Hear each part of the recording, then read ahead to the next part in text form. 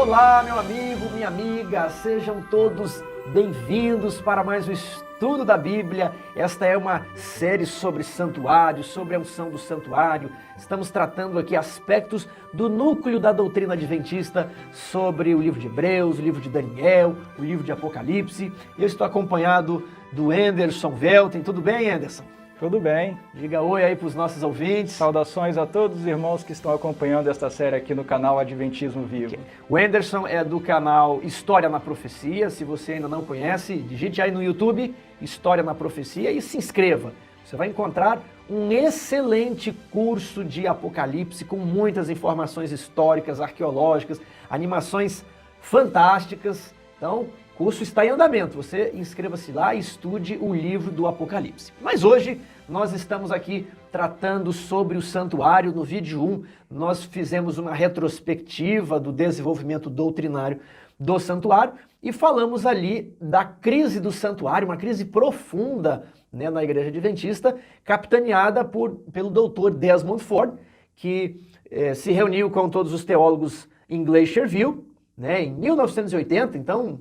Agora, em outubro, estamos completando 40 anos de Glacier-View, 40 anos depois da crise do santuário. Eles se reuniram para tratar do assunto, mas ficou decidido que o Dr. Ford estava se desviando da teologia adventista, do sistema doutrinário adventista, então ele não mais ficou como pastor da Igreja Adventista. A igreja publicou, né, a coleção de livros do Darcon, nós mostramos isso aqui. Depois Juarez Oliveira também pesquisou bastante sobre o assunto e publicou 2 livros relacionados à cronologia, que é esse aqui, ó, Estudos Cronológicos relacionados a Daniel 8:14 e 9:24. Está em inglês. Isso é um núcleo, isso é um resumo do livro da pesquisa de Juarez. E tem agora essa coautoria que é Juarez, a pesquisa do Juarez, explicada aí pelo Anderson Velten, que é coautor deste livro, um livro com 600 páginas, maravilhoso, com muita informação, muitos gráficos, para deixar esse assunto mais fácil. Agora, por que nós estamos aqui discutindo se o santuário foi ungido, se o santuário não foi ungido, essas minúcias aqui no livro de Hebreus? Não é muito melhor a gente pensar na salvação que Jesus nos dá, né, e acabar com essas disputas teológicas? Né? Por que isso é importante?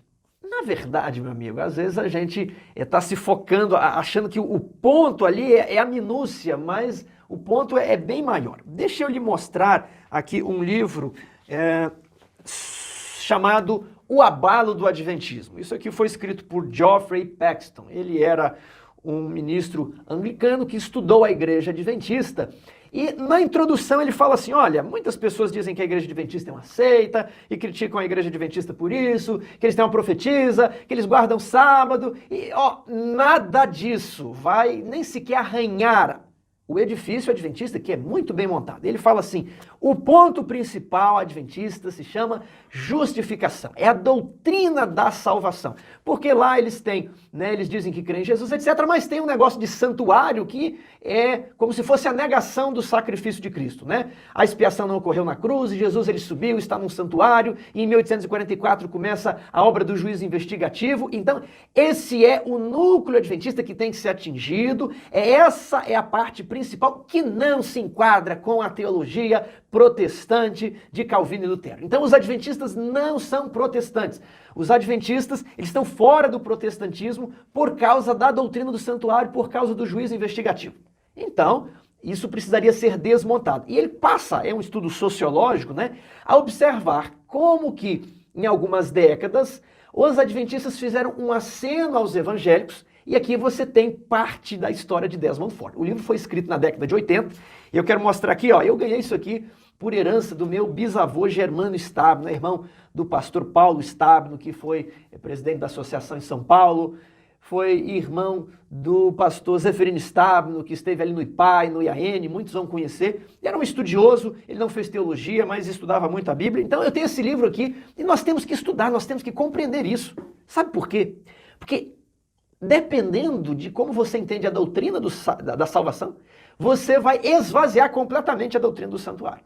Você vai crer em um modelo de justificação calvinista luterano, que não terá espaço para um ministério de Cristo no Santíssimo, que examina livros, né, onde nomes são confirmados, nomes são riscados do livro da vida, não vai se encaixar. Então, o modelo wesleyano, o modelo metodista, ele permite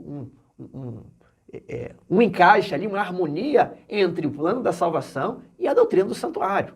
Então, o que o Geoffrey Paxton está falando aqui é o seguinte: os adventistas não se encaixam na doutrina protestante de Lutero e Calvino. Então, isso aqui vai refletir no assunto básico: quem vai para o céu? O que determina se uma pessoa está salva ou perdida? Então, não se trata de uma minúcia teológica, mas é do núcleo da doutrina cristã, que é a salvação. Aliás, Tiago, se você me permite, alguns podem ficar a pensar ao ouvir a sua exposição, mas nós não acreditamos que Martinho Lutero e João Calvino foram suscitados por Deus, foram grandes reformadores, homens de Deus, levantados por Deus para uma obra especial. Inclusive com capítulos no Grande Conflito. Vários capítulos de O Grande Conflito, de Ellen White. Enaltecem a obra de Martinho Lutero e de João Calvino como expoentes da verdade, como defensores da verdade. Como é que os pioneiros do Adventismo e a própria Ellen White viam a obra de Martinho Lutero e de João Calvino? Viam na perspectiva da história cristã, em que depois da igreja primitiva ocorreu a grande apostasia, a igreja cristã se desviou dos trilhos da verdade, avançou no erro por uma mistura de cristianismo, alguns elementos do judaísmo e principalmente o paganismo. Houve uma mistura da verdade com o erro, fazendo surgir um sistema religioso deturpado que não estava inteiramente em harmonia com as escrituras sagradas, mantinha alguns pontos da verdade, mas obscurecidos por muitos elementos decorrentes da filosofia grega, decorrentes dos costumes pagãos, tanto de Roma quanto dos bárbaros germânicos, ou seja, era uma mistura, era uma falsa religião, uma falsificação da verdade. E Deus suscitou então, progressivamente, homens para restaurar a verdade. E essa restauração, na compreensão dos pioneiros do Adventismo do Sétimo Dia e de Ellen White, foi uma restauração progressiva. Ela não foi uma restauração total com uma pessoa ou com uma geração. Ela não terminou no século XVI. De maneira nenhuma, ela não terminou no século XVI. Ela avança. Ela começa com Martinho Lutero e com João Calvino, com alguns pontos importantes, como, por exemplo, a supremacia das escrituras em detrimento da tradição da igreja. As escrituras são a regra de fé e prática e não as tradições dos homens. Foi um ponto que Martinho Lutero e João Calvino enfatizaram muito.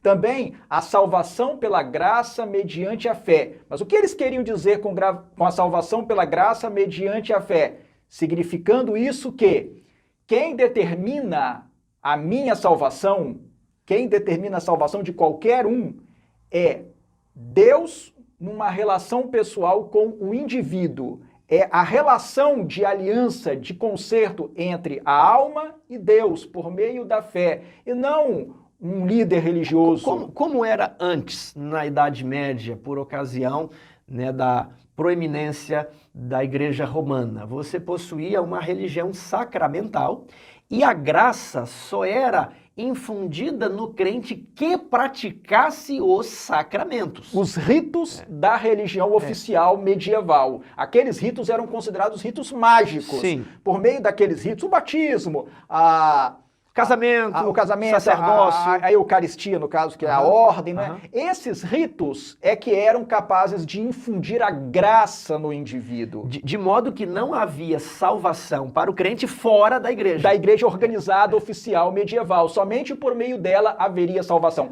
Martinho Lutero e João Calvino se insurgiram contra isso, dizendo: não, a salvação não depende de ritos, a salvação não depende de ordenanças humanas, não depende de cerimônias, a salvação depende de uma relação pessoal da alma com Deus. Não depende da vontade do Papa, não depende da vontade dos bispos, não depende da vontade de sacerdotes, de pastores, de seres humanos. Depende de uma relação pessoal do indivíduo com Deus. É claro que essa relação é uma relação que é motivada pela graça de Deus, porque é a graça de Deus que comove o nosso coração, que atinge a nossa mente. Se Deus não agisse, nós não nos arrependeríamos, nós não buscaríamos a verdade, nós nos desviaríamos cada vez mais no erro. É porque Deus age, e Deus está sempre disposto a agir, e Deus está agindo a todo momento, que nós nos arrependemos dos nossos pecados, somos atraídos pelo sacrifício de Jesus. E aí cremos em Cristo, cremos em Deus e aceitamos obedecer a Deus, seguir a vontade de Deus, é que nós podemos ser salvos por essa graça que atua em nós, que vem de Deus.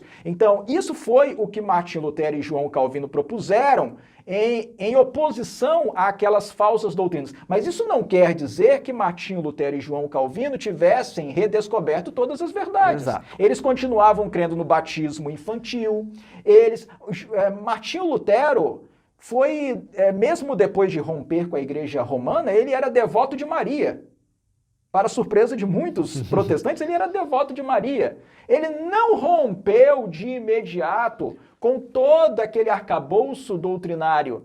Ele não abandonou o conceito totalmente da transubstanciação, ele simplesmente substituiu o conceito da transubstanciação da missa, da Eucaristia, pelo um conceito de consubstanciação. Já Zwinglio trouxe a luz melhor sobre esse assunto, dizendo, não, o pão e o cálice, o vinho, são símbolos do corpo e do sangue de Jesus. Então, cada reformador trouxe uma verdade. Quando nós abrimos o livro O Grande Conflito, nós temos os capítulos apresentando essa restauração da verdade. Progressiva. Em ordem. Então, se eu não me engano, o capítulo 14 vai falar de Martinho Lutero. E aí depois fala Antes, talvez é o 7. Então, vou esquecer o capítulo aqui. Fala de Lutero, aí depois fala de Calvino, Zwinglio, né? E vai progredindo. Mas antes de chegar no movimento adventista, eu só queria fazer essa observação. Ele não pula de Lutero para Guilherme Miller. Não. Entre Lutero e Guilherme Miller, nós temos John Wesley e o movimento metodista, Sim. que faz uma ênfase na santificação. Sim. Então, por que eu estou querendo destacar aqui? Boa parte dos pioneiros adventistas, eles vêm do metodismo. Inclusive Ellen White, ela tinha sido metodista. E eles entendem que o metodismo estava alguns passos à frente dos reformadores da primeira onda. Sim. Né? O metodismo tinha a fé, essa mesma concepção de Lutero e Calvino, e também uma noção da santificação. Aí por que eu estou falando isso? Na biografia aqui de Ford, é feita uma ênfase de que a verdadeira reforma protestante foi apenas a de Lutero e Calvino, e que ela termina ali. A ponto de que aqui no livro, em várias, não apenas uma vez, é dito que o metodismo, o wesleyanismo, enlameou a verdade da justificação. É usada essa palavra, enlameou. Então há uma resistência grande por parte de algumas linhas teológicas quanto à teologia de John Wesley, que não é de John Wesley, é a maneira que ele interpreta as escrituras, né? Salvo para boas obras. Então, eu não sei se você ia considerar, mas eu ia arrematar aqui. O que acontece? Esse livro, ele está dizendo, olha, o adventismo não é protestante, porque ele está seguindo na linha do metodismo de John Wesley. E ele mostra como alguns teólogos como La Rondelle, Heppenstall e principalmente Desmond Ford estavam trazendo de volta a igreja adventista, né? Tirando ela dos eixos do metodismo e do wesleyanismo para uma concepção protestante. Isso produz a crise do santuário. Aqui, nessa biografia do Ford, o biógrafo deixou bem claro que o Ford relutava em ter que abandonar a doutrina do santuário. Tanto que o pastor Tim me falou pessoalmente que ele fez um trabalho, né, mostrando o Desmond Ford antes que respondia o Desmond Ford de depois. Ele pegou os argumentos do Desmond Ford em defesa da doutrina do santuário para responder o Desmond Ford de depois, que estava contra o santuário. Esse trabalho é bem interessante. Então, o Desmond Ford relutou em abandonar esse edifício, essa plataforma. Tiago, mas por que ele o fez? Mais uma vez aqui no livro diz que Desmond Ford era muito dependente das obras de evangelistas, né, calvinistas e luteranos. Ele gostava, apreciava dessa primeira onda da reforma. E sendo que ele estava nessa primeira onda da reforma, que a pessoa era justificada por fé, ótimo. O problema era que não existe espaço para santificação, termina aqui. Como encaixar um juiz investigativo que vai avaliar a vida dos crentes, vai avaliar os livros de registro, uma vez que Cristo já morreu na cruz, né? E então a pessoa deveria ter a certeza da salvação, já deveria estar tudo certo aqui. Não, ela não deveria depois se deparar com um juízo que avaliaria novamente os livros de registro. Então, depois de relutar muitos anos, essa compreensão do evangelho, a compreensão da doutrina da salvação, empurra o Desmond Ford para derrubar a doutrina do santuário. Então o que eu quero dizer não é que ele não gosta, eu não gosto aqui dessa doutrina do santuário, eu não gosto disso aqui. Não, ele tentou defender isso. Só que em nenhum momento da vida ele não mais consegue conciliar isso com as suas concepções de evangelho. Ele fala, olha, ou é um ou é outro e eu vou ficar com essa linha. Ou seja, por abraçar um conceito puramente luterano, calvinista da salvação, da doutrina da salvação, mesmo que não tenha chegado ao extremo de defender a predestinação, mesmo que não tenha chegado a esse extremo, mas abraçando conceitos luteranos e calvinistas da salvação, da doutrina da salvação, Desmond Ford foi colocado por esse processo numa rota de colisão com a doutrina do santuário, tal como tradicionalmente defendida pelos adventistas do sétimo dia desde a época dos pioneiros. É isso que você acaba de nos dizer. Então, nós precisamos entender esses pontos, essas observações de Hebreus, nós precisamos entender aqui a doutrina do santuário, porque isso está relacionado com a doutrina da salvação e é a doutrina mais importante do cristianismo, é o núcleo, é o coração, ok? Após esses esclarecimentos que mostram o quão importante é compreender a doutrina do santuário, nós vamos retornar às 9 objeções que foram deixadas em aberto no vídeo 1, no final do vídeo 1, são 9 objeções dentro do livro de Hebreus, são argumentos utilizados por Desmond Ford e argumentos utilizados por evangélicos até hoje contra a doutrina do santuário. E eu vou passar aqui ponto por ponto e Anderson, você vai nos dizer como responder a essas questões. A primeira está lá em Hebreus 1:3. Ali é dito, depois de ter feito a purificação dos pecados, Jesus se assentou à destra de Deus. Então, depois de ter feito, parece que o texto diz que a purificação dos pecados já foi realizada. Como então nós dizemos que o santuário será purificado, Começou em 1844.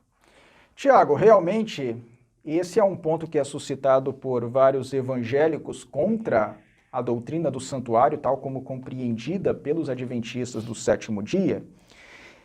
E de fato, aqui o texto fala de uma purificação dos pecados que ocorreu por ocasião da morte de Jesus Cristo na cruz do Calvário, porque o texto fala que depois de ter feito a purificação dos pecados, assentou-se à direita da majestade nas alturas. Então está se referindo a algo que teria acontecido antes de Jesus subir aos céus, ou seja, na sua morte e sepultamento, ali na morte de Cristo na cruz do Calvário. Mas nós precisamos observar que mesmo na carta aos Hebreus, a ideia de purificar não aparece apenas com um verbo no passado. Aqui se diz depois de ter feito a purificação dos pecados. Mas se nós olharmos Hebreus capítulo 9, versículo 14, muito mais o sangue de Cristo, que pelo Espírito eterno a si mesmo se ofereceu sem mácula a Deus, purificará a nossa consciência de obras mortas para servirmos ao Deus vivo. Então, ao passo que Hebreus capítulo 1, versículo 3 parece colocar a purificação no passado, aqui se usa um verbo no futuro para se falar da purificação. Purificará a nossa consciência de obras mortas para servirmos ao Deus vivo. Então, o que nós podemos concluir pela comparação destes dois textos, Tendo feito a purificação e purificará. Eu posso dizer que é um processo, Começa na cruz, esse processo se estende ao longo dos anos. Qual é a resposta a Hebreus 1:3? É exatamente isso, Tiago. Nós temos que observar primeiramente que Hebreus capítulo 1, versículo 3, não diz depois de ter feito a purificação do santuário. Isso não é dito em Hebreus capítulo 1, versículo 3. Não vamos extrair mais do texto do que está escrito. O texto diz apenas, depois de ter feito a purificação dos pecados, Jesus se assentou à destra da majestade nas alturas. Por sua vez, Hebreus capítulo 9, versículo 14, traz o verbo purificar no futuro. Purificará. E a ideia correta é exatamente essa. Temos aqui um processo. Tanto é assim que na primeira carta de João, capítulo 1, versículos 7 e 9, lemos: Se, porém, andarmos na luz, como ele está na luz, mantemos comunhão uns com os outros. E o sangue de Jesus, seu Filho, nos purifica de todo pecado. 9. Se confessarmos os nossos pecados, ele é fiel e justo para nos perdoar os pecados e nos purificar de toda injustiça. Se levarmos a objeção evangélica às últimas consequências, teríamos que rejeitar o que João escreveu aqui na primeira carta dele, no capítulo 1, versículos 7 e 9, uma vez que lá em Hebreus capítulo 1, versículo 3, é dito depois de ter feito a purificação dos pecados. Então, se isso tiver que ser levado às últimas consequências... O João também está errado aqui, né? Deveríamos dizer que não. Na cruz, Jesus já purificou todos os pecados, não há mais nada para ser purificado. Logo, não faria sentido João dizer que se nós confessarmos os nossos pecados e andarmos na luz, nós mantemos comunhão uns com os outros e o sangue de Jesus, Filho de Deus, nos purifica de todo pecado, ou seja, presente, atualmente ainda, mesmo décadas depois de Jesus já ter morrido na cruz, Jesus ainda purifica de todo pecado e ele é capaz de purificar, mesmo depois disso, de todo pecado. Ora, isso na verdade revela não uma contradição, não há contradição entre o que João escreveu em sua primeira epístola e a carta aos Hebreus. O que nós vemos aqui é que essa purificação é um processo, sendo que Jesus na cruz sofreu e morreu pelos nossos pecados. Do horto de Getsêmani à cruz do Calvário, Jesus suportou a culpa pelos pecados de toda a humanidade. Ele foi separado de Deus, o Pai, e foi angustiado. Ele se angustiou de maneira misteriosa, até incompreensível, por causa do peso dos nossos pecados. E ali começou a obra da purificação. E sempre que nós nos arrependemos e pedimos perdão a Deus, e o perdão é registrado nos livros do céu com base nos méritos e no sacrifício de Jesus, estamos sendo purificados dos nossos pecados. Mas isso não quer dizer que essa obra já tenha sido completada. Então, para concluir, o texto de Hebreus não deve ser levado de modo absoluto no tempo do passado, senão ele excluiria outros textos da Bíblia, né? Sim, exatamente. Ele purificou, ele purifica e terminará a purificação ao fim do juízo. Exatamente, ao fim do processo de purificação do santuário celestial. Definitivamente não há contradição nenhuma aqui. Aqui existe um processo. Purificou, está purificando, continua a purificar, purifica e ainda purificará o santuário celestial. Ele terminará de purificar o santuário celestial ao fim da obra do juízo investigativo. Então vamos para o ponto 2. Em Hebreus 1:3, 8:1, 10:12, Hebreus 12:2, diz que Jesus ascendeu ao céu e assentou-se à destra da majestade, assentou-se do lado direito de Deus. Isso não seria uma indicação que a sua obra terminou na cruz? Ele realizou seu ministério aqui na terra, ele morreu de maneira a expiar todos os pecados, a expiação teve um fim. Agora não existe um santuário onde ele vai ficar ali em pé, cumprindo um cerimonial como o do sacerdote no santo, depois cumprindo outro cerimonial. Não tem nada disso. Ele subiu ao céu e se assentou, só está esperando Deus dar ordem. Olha, você pode voltar e buscar a humanidade, os fiéis, os que aceitaram o seu sacrifício. Não seria essas expressões de que ele se assentou à destra de Deus indicativo de que não existe mais obra após a cruz? Tiago, para alguns esse argumento pode até impressionar, é um argumento suscitado por alguns dos que se opõem e criticam a nossa compreensão tradicional adventista do sétimo dia, da doutrina do santuário, mas a verdade é que eles supõem, sem base em nenhuma declaração expressa das Escrituras, de que o assentar-se ao lado do Pai tenha o sentido de obra concluída. Eles não possuem nenhum verso, nenhum texto que diga isso, que equacione assentar-se ao lado do Pai a terminar a obra, ou descansar após concluir uma obra. Nenhum texto diz isso. Muito pelo contrário. Quando nós vamos para as Escrituras, nós percebemos que o assentar-se tem outro sentido. E isso já foi percebido pelos teólogos adventistas que se reuniram ali em Glacierville. Isso foi percebido. Pois falo de Glacierville porque essa também era uma observação e uma objeção feita por Desmond Ford.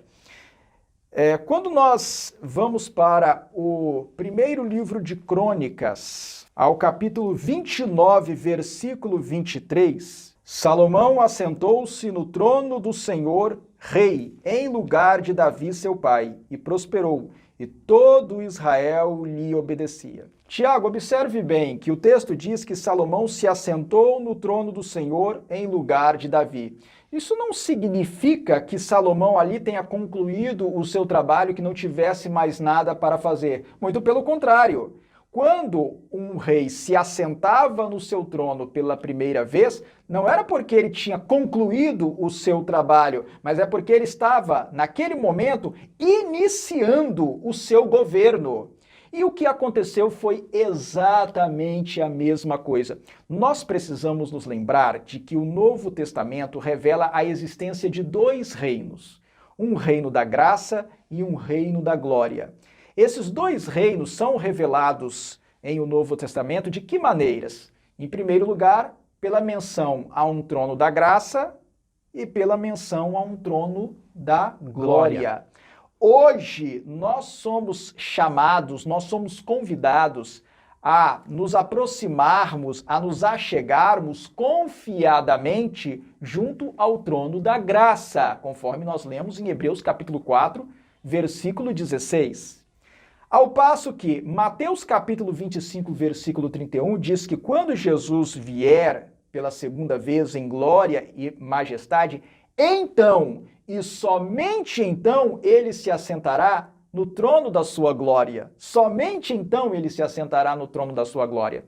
E por que é assim? Porque atualmente Jesus é rei do reino da graça, mas no seu segundo advento ele se tornará rei do reino da glória. E talvez alguns fiquem confusos e não consigam distinguir qual é a diferença entre um reino da graça e um reino da glória. O reino da graça é o reino que Jesus exerce hoje sobre os seus súditos, que estão espalhados entre as nações gentílicas. Existem alguns aqui, outros acolá. Esse é um reino invisível. O reino de Deus está dentro de você? Exatamente. Jesus disse que o reino de Deus não vem de maneira aparente, de maneira visível. Ele estava se referindo ao reino da graça, que já existe hoje e sobre o qual Jesus já é rei. Ele é rei do reino da graça. É um reino sem território. Os súditos desse reino estão espalhados pelas nações gentílicas num mundo em que Satanás é o príncipe deste mundo por usurpação, um mundo que está em trevas e que é governado por principados e potestades. Mas já existe o reino da graça.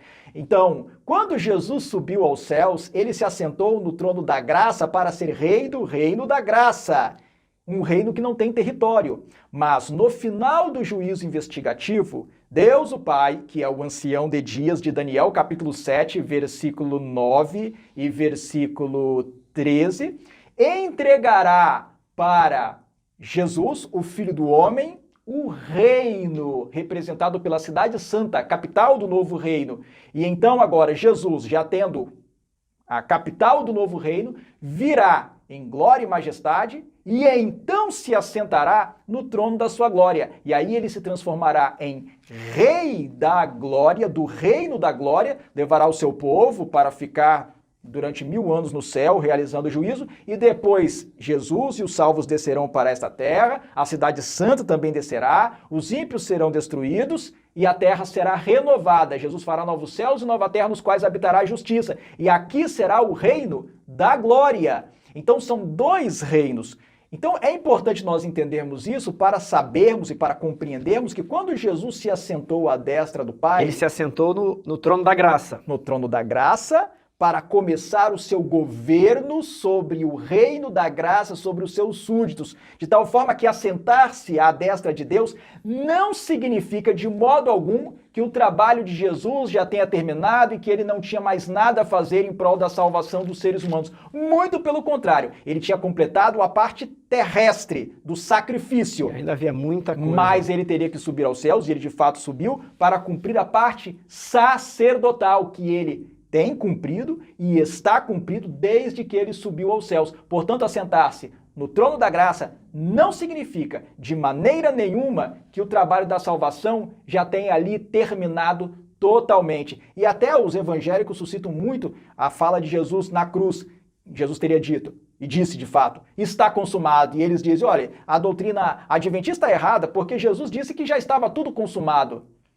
Novamente, eles estão extraindo do texto muito mais do que o texto está oferecendo. O texto não diz que, quando Jesus declarou está consumado, toda a obra de Jesus já teria terminado. Quando Jesus diz ali está consumado, era a obra de tomar sobre si os pecados da humanidade, sofrer e morrer em lugar dos seres humanos e dar a sua vida em favor dos seus amigos. Mas uma outra parte da sua obra... Aquela parte do pacto foi consumada. Era muito importante, era central, ela foi consumada, foi realizada, mas uma outra parte tão importante quanto ainda precisava ser desenvolvida, desempenhada no santuário celestial. Então, para resumir esse argumento aqui, se alguém lhe perguntar, Jesus se assentou à destra do Pai e, portanto, isso é um indicativo de que ele terminou sua obra.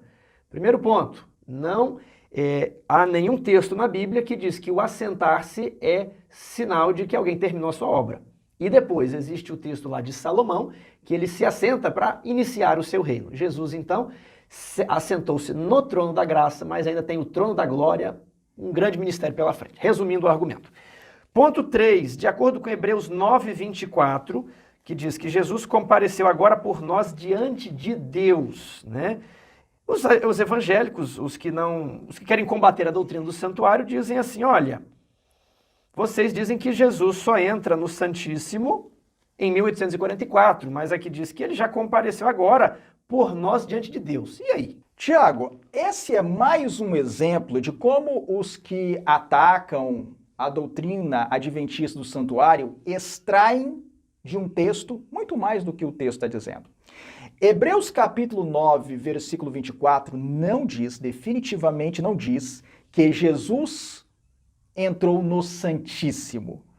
Não aparece a palavra Santíssimo, não aparece Santo dos Santos, não aparece um sinônimo, não aparece nada disso em Hebreus capítulo 9, versículo 24. Hebreus capítulo 9, versículo 24 diz para agora comparecer por nós diante de Deus, perante Deus. É isso o que Hebreus capítulo 9, versículo 24 diz. Então, se nós queremos entender do que é que Hebreus capítulo 9, versículo 24 está falando, nós precisamos entender onde é que Deus está e diante do qual Jesus compareceu. Aí a pessoa vai argumentar, não, Deus ele sempre está no Santíssimo, porque a Arca da Aliança estava no Santíssimo, então Deus está no Santíssimo. Nós voltaremos a essa questão, a esse ponto, mais para frente, futuramente. Vamos deixar essa questão então, tudo bem. Um Primeiro, pouco com esse depois. ponto é o seguinte, o texto diz que ele compareceu diante de Deus e não podemos extrair além disso. Onde está Deus? Bom, aqui está dizendo diante de Deus. Né? Mais para frente você vai saber como responder isso aqui. Bem, vamos para o ponto 4, a expressão além do véu que aparece em Hebreus 6, 19 e 20. Né? Ela seria uma alusão ao lugar santíssimo pelo seguinte, O santuário possui 2 compartimentos, o Santo e o Santíssimo, e os evangelistas, inclusive, falam do véu que existia entre os 2 compartimentos e que se rasgou por ocasião da morte de Cristo.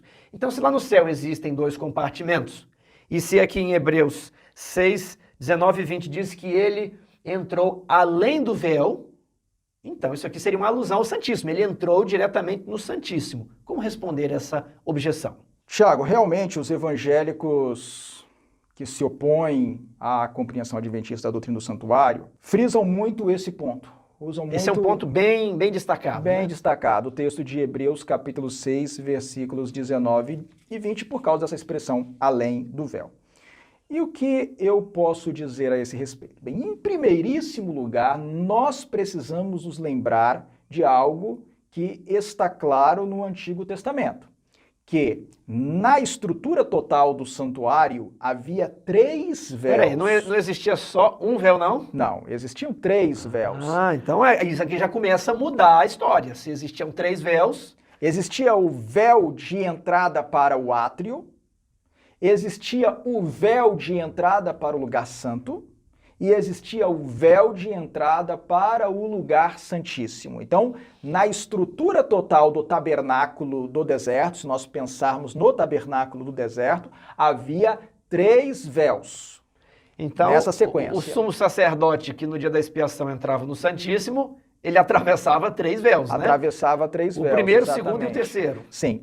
A carta aos Hebreus fala de 2 véus. Peraí, mas onde nós temos esses 3 véus no Antigo Testamento? Nós temos no livro de Êxodo, capítulo 40. Vamos ler, que eu acho que esse ponto é muito importante, eu Sim. acho importante frisar. Êxodo, capítulo 40. Êxodo capítulo 40, versículo 21 diz: Introduziu a arca no tabernáculo e pendurou o véu do reposteiro, e com ele cobriu a arca do testemunho, segundo o Senhor ordenara a Moisés. Ok. Esse é o véu de entrada para o Santo dos Santos, o Santíssimo, porque foi mencionada a Arca da Aliança. 28. Pendurou também o reposteiro da porta do tabernáculo. Olha aí, reposteiro é o tecido que fica numa porta e separa 2 ambientes. Então tem o reposteiro do Santíssimo, o reposteiro do Santo. E depois nós temos o versículo 33, em que lemos: Levantou também o átrio ao redor do tabernáculo e do altar, e pendurou o reposteiro da porta do átrio. Assim Moisés acabou a obra. Então aqui está consumado e fundamentado. 3 véus, os reposteiros aqui. Você anote na sua Bíblia ali em Hebreus capítulo 6, 19 e 20, você anota de lápis ou de caneta aqui a referência a Êxodo 40, versos 21, 28 e 33, é isso? Exato. Então tá, então aí está que existem esses 3 véus. Agora, é importante esclarecer que na carta aos Hebreus, no capítulo 9, são mencionados apenas 2 véus. Por quê? Porque a carta aos Hebreus está se concentrando no tabernáculo propriamente dito, na tenda. Não está tratando do átrio, está tratando somente da tenda, sem tratar do átrio. E aí o véu do lugar santo é o primeiro véu e o véu do lugar santíssimo é o segundo véu. Tanto é assim que Hebreus capítulo 9, no versículo 3, diz por trás do segundo véu. Se o texto fala por trás do segundo véu, que é o que dá entrada para o Santíssimo, é porque havia um primeiro véu naquela tenda. Na tenda em si só havia 2 véus, o véu da entrada do santo e o véu da entrada do Santíssimo. Então a primeira coisa que nós precisamos ter em mente é que havia 2 véus no tabernáculo em si, na tenda, e mais um véu de entrada do átrio, totalizando 3 véus. Então, pensar a expressão além do véu e já concluir... Não quer dizer muita coisa, né? E já concluir que tem de ser necessariamente o véu do Santíssimo é um salto lógico muito grande. É um grande salto. Eu tenho 3 véus. Aí eu pego a expressão além do véu e já concluo que tem de ser o véu do Santíssimo. Isso é um salto argumentativo muito grande. Então eu quero deixar bem claro para os ouvintes aqui que nós estamos enfrentando essas objeções de um modo sério. Nós não vamos aqui simplesmente pegar outro texto e falar que é assim porque tem que ser. Não, nós estamos trabalhando texto por texto aqui para demonstrar a seriedade com que o assunto deve ser abordado. Então você perceba que nós estamos sendo técnicos e dizendo não dá para simplesmente considerar uma hipótese. Pode ser que era o véu do Santo dos Santos?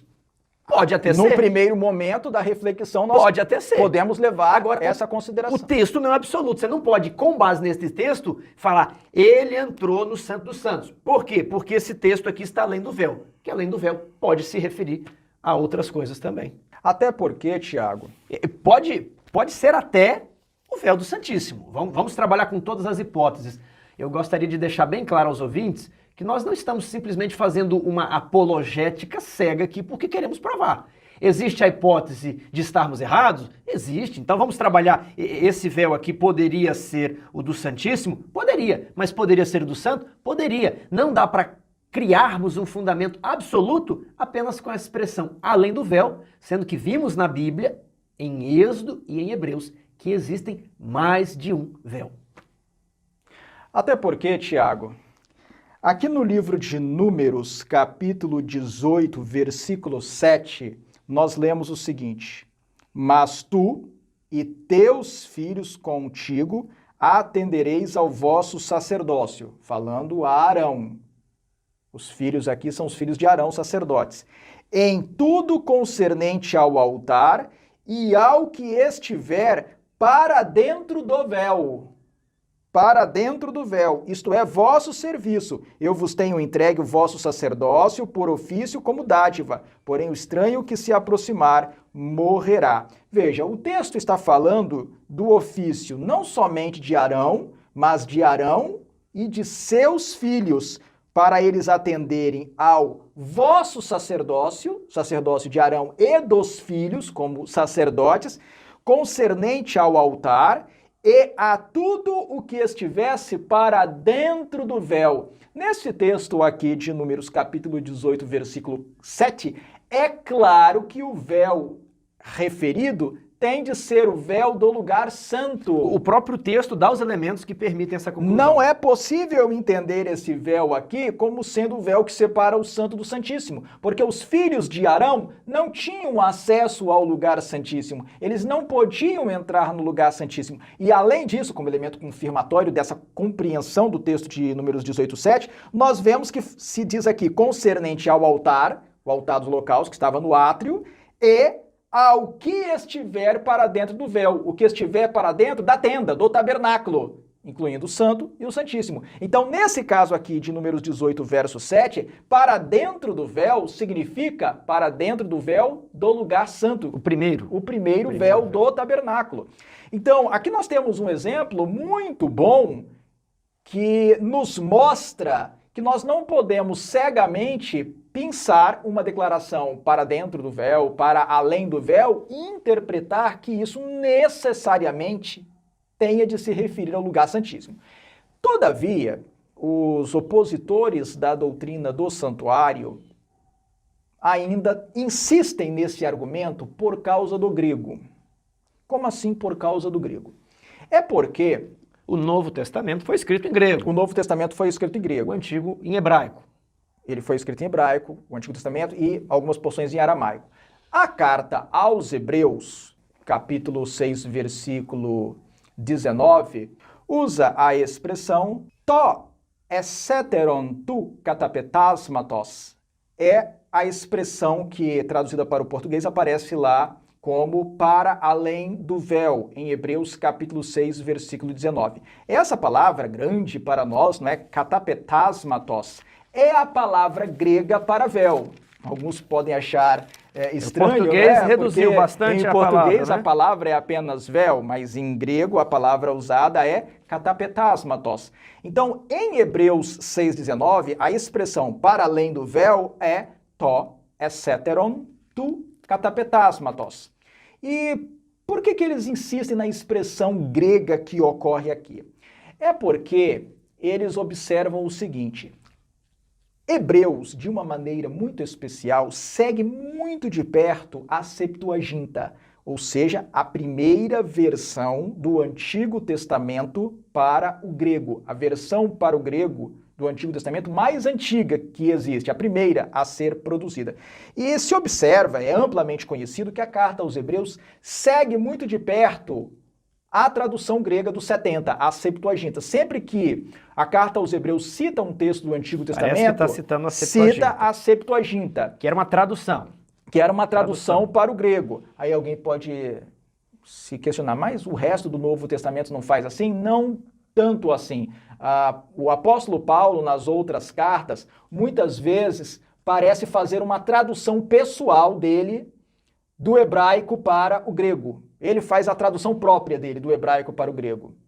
Alguns textos lembram a Septuaginta, outros não, mas Hebreus, diferentemente, parece seguir muito de perto o texto da Septuaginta. Então já sei o raciocínio que eles vão fazer. Se a Septuaginta tem uma expressão lá no Antigo Testamento que mostra que essa expressão refere-se ao segundo véu, logo, então, Hebreus também queria dizer segundo véu. Seria isso? É o raciocínio que os evangélicos que se opõem à compreensão tradicional adventista do santuário usam, e também foi o argumento usado por Desmond Ford. Eles observam que essa expressão to, estheteron tu katapetasmatos, aparece na Septuaginta somente em texto que se refere ao Santíssimo. E daí eles extraem a conclusão.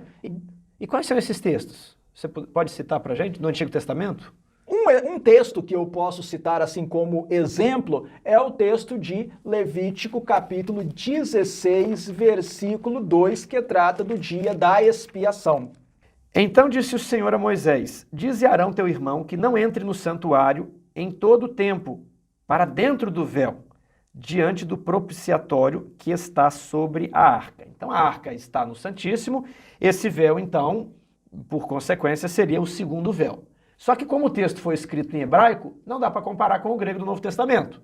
Agora, na tradução para o grego, chamada Septuaginta, eles vão fazer a comparação e vão dizer que é a mesma expressão. Exatamente, eles observam que no texto grego de Levítico 16, verso 2, também aparece essa redação, tu katapetasmatos. É exatamente essa expressão que aparece ali na Septuaginta. É esse o argumento que eles usam. E alguém pode se perguntar, mas você citou, por exemplo, o texto de Números capítulo 18, versículo 7. Como que está lá na Septuaginta? De fato, em Números 18, verso 7, não está exatamente essa expressão. Está a expressão endoten tu katapetasmatos. O verbo é endoten. Endo que quer dizer de dentro. Hoje, né? Para dentro, não é? Então, realmente, a expressão é ligeiramente diferente.